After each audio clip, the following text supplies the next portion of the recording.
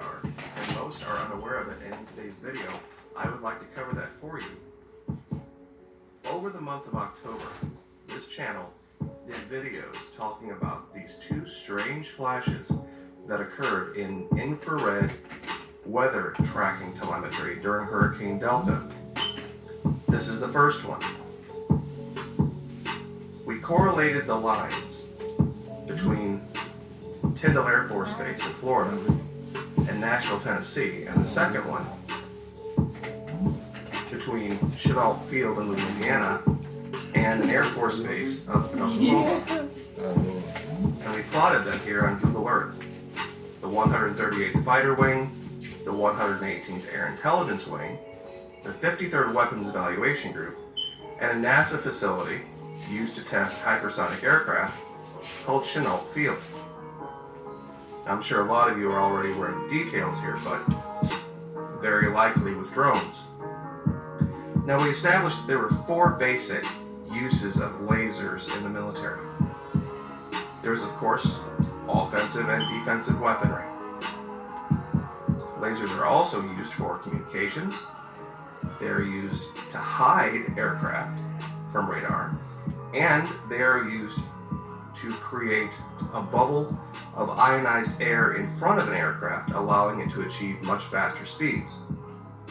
So speed, stealth, comms, and offensive defensive weaponry. Those are the big four. Now, what has occurred recently that I think lends credence to this event? In latest arms deal, U.S. approves sale of MQ-9 Reaper drones to Taiwan. Now, why do I think that this is part of that theory? The 118th Air Intelligence Wing up here flies the MQ-9 drone. Now, they fly the MQ-9 Reaper, which is, of course, the drone that we know carries all of the heavy-duty hardware. Also recently, the U.S. has approved sale of Harpoon missile systems, HIMARS, and SLAM missile systems. And that is detailed here. Now, those are just different types of systems that pretty much achieve the same mission. Harpoon sale is the largest part of an enormous package of defense contracts approved recently. In the past few weeks, Taiwan has also been approved to purchase airborne reconnaissance systems, 11 high-mobility artillery rocket systems, HIMARS, and 64 Army tactical missile systems, as well as 135 extended-range standoff land attack missiles, or SLAM. Now, when you add in that they can now purchase these MQ-9 drones, a picture starts to emerge. Now, it isn't just any MQ-9 that they are buying. The MQ-9 that's being provided to Taiwan is the Sky Guardian Sea Guardian. This is a very, very high-tech version of the MQ-9. It has a very long range. It can operate in virtually any environment. And it uses laser comms. It talks to satellites. It can transmit an immense amount of data. It has its own onboard radar system, which allows it to fly through enemy airspace, through congested international airspace, and it can, on its own, avoid other aircraft. It is an insanely advanced piece of air military hardware, and this is what they're getting. This aircraft could literally fly over China and be spying on China 24/7, 365, and it could avoid just about any system meant to knock it down. There's also this. Lightweight, high-energy liquid lasers, or HELADs, prepared for live fire tests.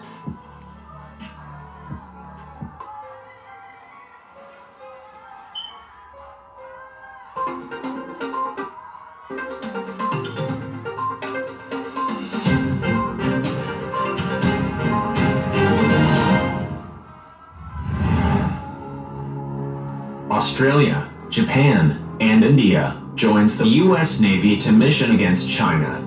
After a gap of 13 years, Australian forces join their counterparts from the United States, Japan, and India on Tuesday for an annual naval exercise in the Bay of Bengal, in a move widely seen as sending a message to China.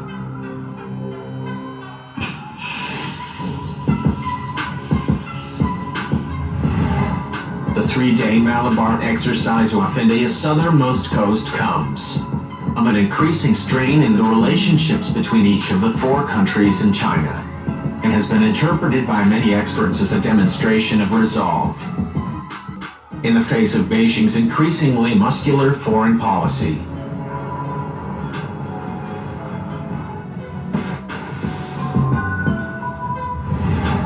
Indian troops have been locked in a standoff with their Chinese counterparts along the two countries' disputed Himalayan border for the past 6 months.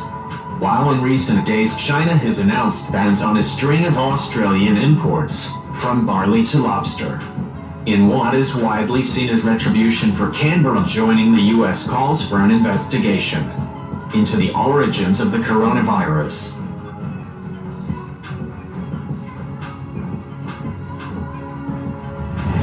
Against this background, along with the US-China relationship, it has been rocked by both a trade war and a blame game over the coronavirus.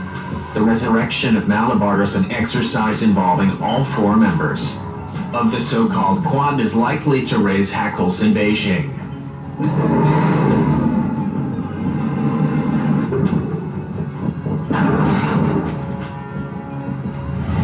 The Malabar exercise began as a joint India, the US exercise, in 1992 before expanding to include all four countries. Australia and Japan pulled out after the 2007 exercise following a diplomatic protest by Beijing, which had accused the grouping of being an anti-China coalition. Japan rejoined in 2015.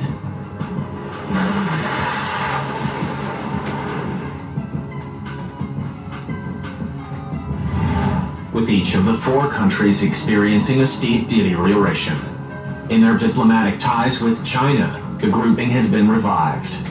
Last month, the foreign ministers of all four nations met in Tokyo to discuss boosting their cooperation in the Indo-Pacific. 2 weeks later, India announced the Australian military would once again be taking part in Malabar, indicating the countries had put aside their reservations about being seen to contain China, according to analysts.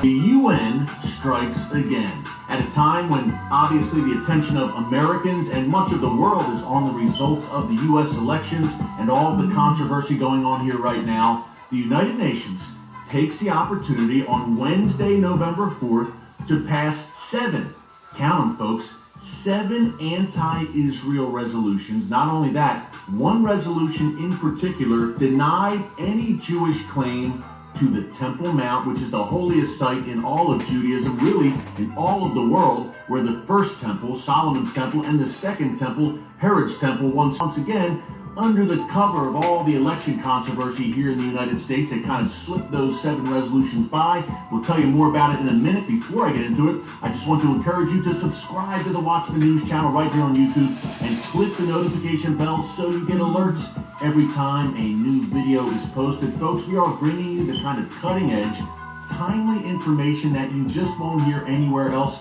certainly not in the mainstream media. All of the media attention, obviously, and for good reason, is on the election right now and what the outcome is going to be here in the United States. But things continue to happen in the Middle East. I like to say that the Middle East never sleeps. And what happens in that region, in the world's most strategic, most volatile region, will affect you no matter where you live. And no place more than Jerusalem, the apple of God's eye, the city where God Almighty has written his name forever, and the city that... Of course, she gonna try to put it on history. He's a Khazarian.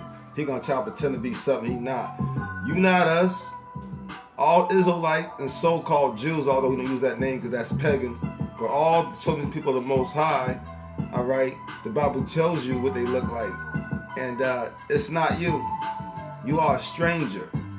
Okay, you're a stranger. We the people. Always trying to be slick, y'all. He is given to Israel and the people of Israel as their ancient and ancestral capital, but that's not the way the United Nations sees it. Oh no. As I mentioned just yesterday, Wednesday, November 4th, the UN, I'm going to check out my laptop here and I can quote to you directly. The UN passed these 7 anti-Israel resolutions, which are basically slamming Israel over supposed human rights violations against the Palestinians and what's going on in Gaza, which is run by Hamas, a terrorist organization. Yet the resolution condemns Israel over Gaza and not Hamas over Gaza. Hamas, which has controlled Gaza for almost 2 decades now. But I digress. The resolution yesterday, which was passed by the UN General Assembly's 4th Committee in New York City, this resolution was titled, bear with me folks, I'm reading it directly off the laptop here, Israeli Practices Affecting the Human Rights of the Palestinian People in the Occupied Palestinian Territory. Remember, all of Israel is occupied in the UN's eyes. In the Occupied Palestinian Territory, including East Jerusalem. The interesting thing about it is, Jerusalem is united, right? In 1967, in the wake of the Six-Day War, Israel reclaimed Jerusalem, the IDF reclaimed Jerusalem, and Jerusalem was once again united, never to be divided again. But that's what the forces at the UN want to do. They want to divide Jerusalem. God's city is Jerusalem, as I mentioned, but God is a God of unity and not division. And I highly doubt that he... No, their God is not, and God period is not one of togetherness. He's one of division. He came to bring a sword. He said it himself. He want to put brother against brother, father against father. He said it himself. Huh? Oh, and that's just the reptilian Draco one. You want to talk the Palladian one? The Palladian is gonna rule with an iron fist. Oh man. He wants to see the city where he has literally written his name be divided. So, see, it's dividing because it's not the Most High city. Our city's already been divided. We ain't even in our cities, okay? So you see how he lying, but you see what the news is headed towards. All praise to the Most High. Oh my goodness, boy. Shalom.